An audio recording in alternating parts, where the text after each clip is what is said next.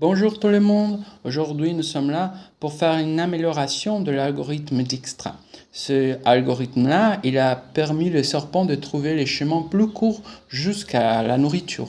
Mais le serpent parfois s'est coincé. Donc à ce moment-là, on va mettre en place quelques restrictions de mouvement pour que le serpent ne se coince jamais. Et je vais vous expliquer comment ça c'est possible. Et à part ça, on va parler un petit peu aussi de comment faire un code plus propre. Je vais utiliser quelques méthodes enseignées sur les livres codés proprement. C'est un livre très très bien. Je vous conseille fortement de les lire. Bon, on va voir comment ça marche.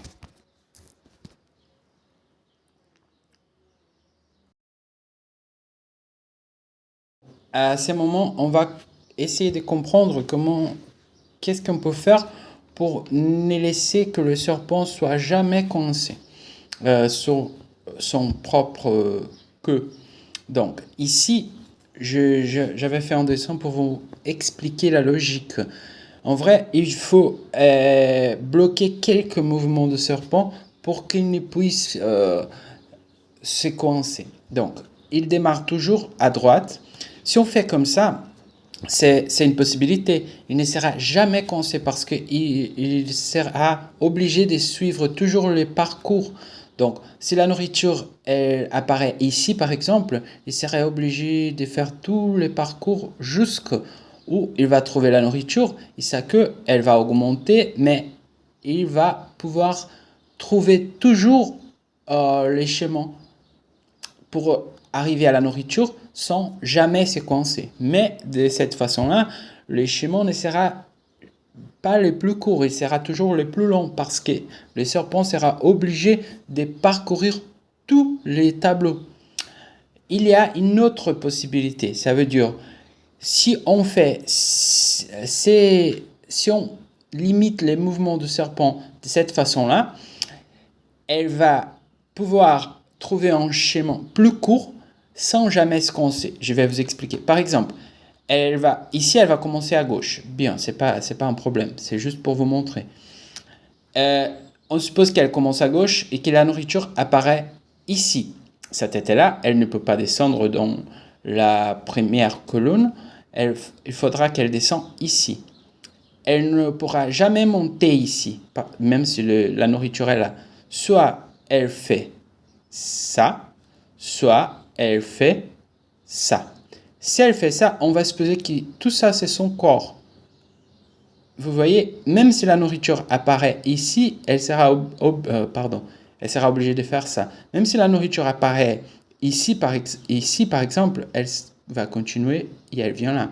Si le corps est partout ici, par exemple, et la tête est ici, tous les autres ponts sont fermés, elles sont ouverts, même si elle continue et si elle retrouve, par exemple, la nourriture. Si la nourriture apparaît par ici, par exemple, elle sera obligée de faire ça, ça, ça. Et bon, même si le corps est là encore, tous les autres ponts sont libres. Vous voyez? Donc, peu importe le chemin qu'elle choisit, si on limite ces choix qui le serpent choisit, si on limite les possibilités, elle aura toujours un parcours jusqu'au bout de sa queue. Et si elle peut retrouver les buts de sa queue, ça veut dire qu'elle ne sera jamais coincée. On va voir ça en pratique. Ici, vous pouvez voir elle va chercher la nourriture et elle respecte la direction. Donc, parfois, vous voyez, elle n'est pas venue jusqu'ici pour descendre. Elle est descendue avant et après elle a monté. Parce qu'elle doit respecter le parcours. Et si elle respecte le parcours, elle ne sera jamais coincée. Mais comment on peut mettre en place cette limitation-là? C'est simple, c'est pas difficile. Je vais vous montrer sur les mouvements. Quand elle va choisir le mouvement ici, donc il faut se rappeler de l'algorithme Dijkstra qu'on a parlé dans la dernière vidéo. Donc, quand la tête est là, elle va faire une sorte de vague jusqu'à trouver la nourriture. Donc, si elle va à droite, elle peut continuer à aller à droite. Si on regarde le diagramme, si elle va à droite, elle peut toujours continuer à droite. Mais il faut regarder, si c'est pair, ça veut dire si on prend l'axe X et cet axe X, elle est paire, ça veut dire que c'est la colonne 0, 2, 4, 6, elle sera toujours obligée de monter. Sinon, elle sera toujours obligée de descendre. Et comme ça, on oblige les serpents à suivre toujours ces parcours-là. Soit elle monte dans une colonne paire, soit elle descend dans une colonne impaire. Et la même chose on fait gauche-droite. Si elle va vers le haut, elle a toujours le droit de continuer à aller vers le haut. Mais si elle veut tourner à droite, il faut qu'il soit pair la colonne. Ça veut dire la ligne. Ça veut dire la ligne 0, la ligne 2, la ligne 4, la ligne 6. Les autres lignes, les lignes impaires, sont bloquées pour qu'elles puissent aller à gauche. Et si on limite les mouvements comme ça, dans les moments où l'algorithme Dijkstra recherche les chemins plus courts, elle ne va jamais se coincer. On peut regarder qu'elle ne se coince jamais. Pourquoi? Parce qu'elle va toujours avoir un chemin jusqu'au bout de sa queue. Comme on voit ici.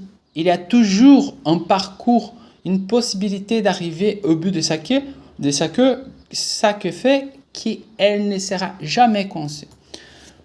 Pour vous montrer un peu plus dans cette vidéo-là, j'ai profité les moments pour refaire le code, réécrire les codes d'une façon plus facile à les comprendre.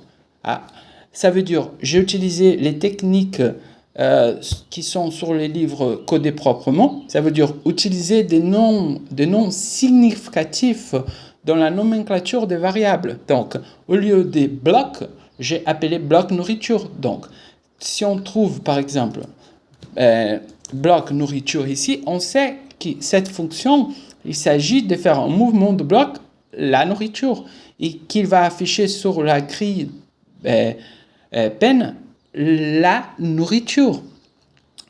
J'avais refait tous les codes, même le joueur par exemple, il y avait la liste des noms qui s'appelait ND. Ici, à ce moment-là, elle s'appelle liste node Dijkstra pour aider à comprendre mieux les codes, pour qu'ils soient plus lisibles.